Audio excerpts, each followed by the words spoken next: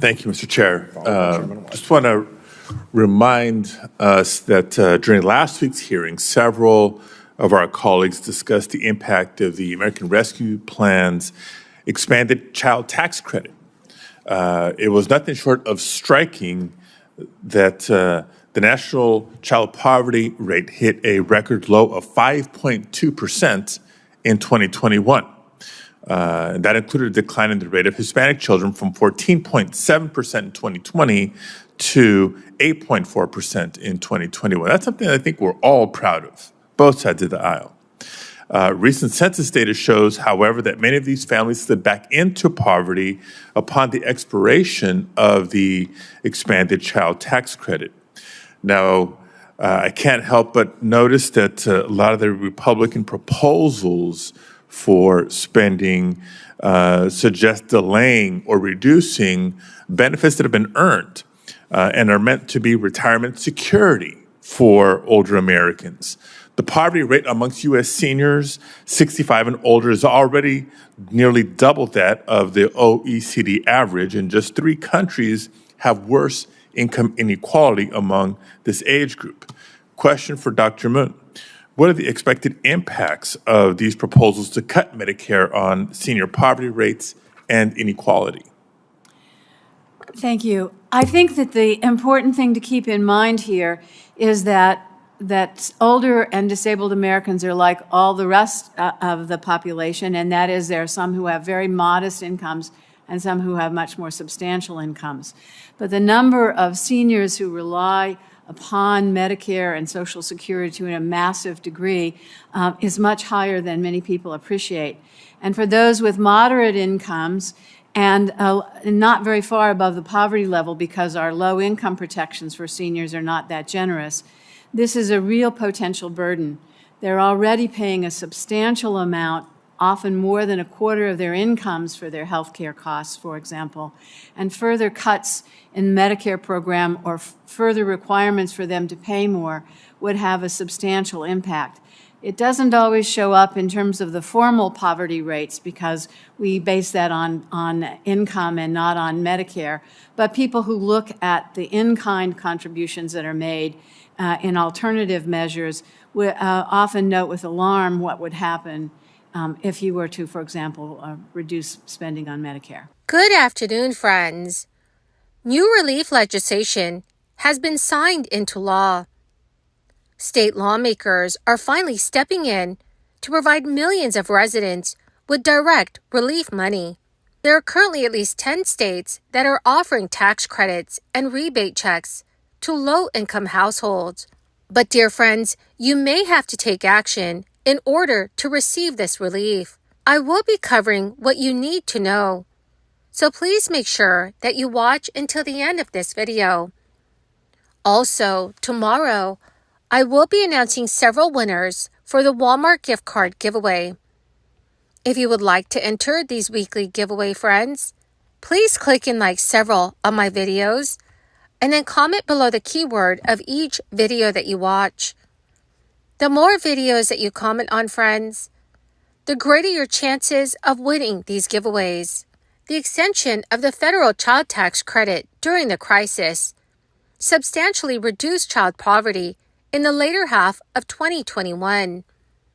However, Congress allowed the extension to lapse at the end of that year, leading to a stark reversal. Recent U.S. Census data reveals that childhood poverty rate more than doubled in 2022, undoing the earlier progress. Despite expectations of this outcome, the sheer scale of the change remains shocking. In response, several states have taken action since the expiration of the federal enhancement. 6 states, which are New Jersey, Vermont, Minnesota, Oregon, Utah, and New Mexico, have introduced new child tax credits. Additionally, 5 states have expanded their existing credits. Currently, 14 states offer child tax credits, with several others considering similar measures.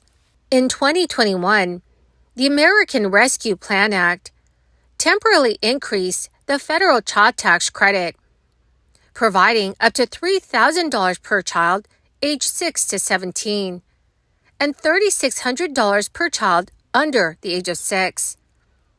The expansion, which offered the credit as monthly cash payments to 60% of U.S. households with children, successfully reduced the child poverty rate by half in 2021. However, as the federal credit reverted to pre-crisis rules, the child poverty rate increased once again. Concerns about the potential negative long-term effects of a permanent expanded child tax credit include a potential reduction in workforce participation.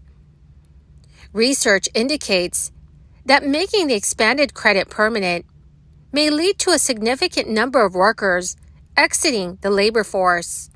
As the federal credit's eligibility returned to pre-crisis rules, low-income families no longer received the full tax credit. As the federal credit's eligibility returned to pre-crisis rules, low-income families no longer receive the full tax credit available to middle-income families. A significant proportion of children, especially those in low-income households, no longer qualify for the maximum credit, creating financial challenges for families who are already struggling. In response to these challenges, several states have initiated or expanded their own child tax credits, specifically targeting low-income families who are excluded by federal eligibility requirements. These state-level interventions aim to fill gaps left by the federal credit, reflecting a growing interest among states to address childhood poverty through targeted measures. Massachusetts Governor Maura Healey has signed a massive tax relief bill. This was a campaign promise for the Healey administration and has been in the works since before they started their campaign, marking the first major tax cut in the state in more than 20 years.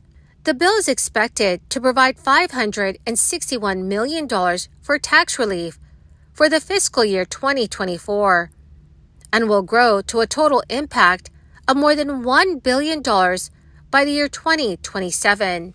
A few highlights, which is a major bump in the child independent tax credit, increasing the refundable tax credit for a dependent child from $180 to $310 in 2023, and then to $440 next year, with no child or dependent cap.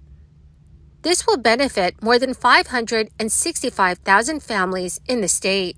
The state of Minnesota also now offers a tax credit of $1,750 per child who is under the age of 18 for single parents with incomes below $29,500 per year and married parents making below $35,000. Although most residents in Georgia have received their 2022 tax rebates from the state, there are still some taxpayers who received an extension to file their 2022 taxes who will soon receive their rebates, which are worth up to $500. The amount that each resident of Georgia will receive is dependent on filing status and their tax liability. Single filers will receive as much as $250. Heads of households will receive as much as $375. And then joint filers will receive as much as $500. Well, my beautiful and amazing friends, that is the end of my daily stimulus update video for today. My friends, thank you so much for being part of this community. To show my appreciation, every Friday, I will be announcing several winners for the Walmart gift card giveaway. Please click and like several of my videos, and then comment below the keyword of each video that you watch. The more videos that you comment on, friends, the greater your chances of winning these giveaways. Thank you, and have a wonderful and very blessed week.